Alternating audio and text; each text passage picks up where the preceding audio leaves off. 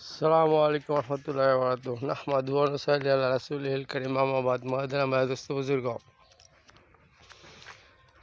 cap ইংলিশে কিন্তু cap English Bangla ভাষাকে জন্য যদি যুদ্ধ কইরা যদি বলতে পারে আমরা যদি বলতে পারি যে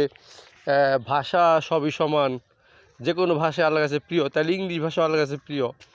তো ইংলিশ ভাষায় যদি যেহেতু ক্যাপে টুপিরে ক্যাপ কয় তাহলে ক্যাপ আবার ক্যাপ তো খ্রিস্টানের পোশাক অনেকে কয় যে খ্রিস্টানরা ক্যাপ মাথায় দেয় কিন্তু ক্যাপ মানে তোমার টুপি এই যে আমরা গোল টুপি সাদা টুপি অর্থাৎ রাসূল যে টুপি মাথায় দিছে ওমর রতন আলী রতন সাহাবিরা যে টুপি মাথায় দিছে তাবিরা যে টুপি মাথায় দিছে তাবিরা যে টুপি মাথায় বেদাত যুগের আগে মুসলমান যারা বেদাত মুক্ত মুসলমান যারা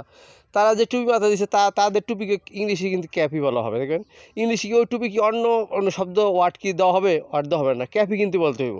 তাহলে এইটা ক্যাপই বলা হয়েছে দেখেন তাহলে ওই হিসাবে যদি আমরা ক্যাপ মনে করি ওই টুপি ক্যাপ ক্যাপ কমন মনে করি ক্যাপ এটার নাম ক্যাপ ওই টুপির নামও ক্যাপ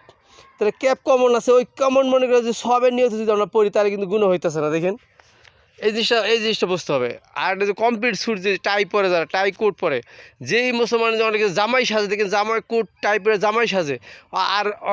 খ্রিস্টানরা টাই কোট পরে মুসলমানদের সাথে ষড়যন্ত্র করে তো যদি জামাই সাজলে যদি টাই কোট পরে তাহলে কি এটা সবে আইসেন আবার এই জন্য এটা পোশাক আশাক এটা এতটা কড়াকড়ি করণ যাবে না যদি মুসলমান যা করে আল্লাহ মাফ করে দেবো দেখবেন মুসলমান যদি একটা করে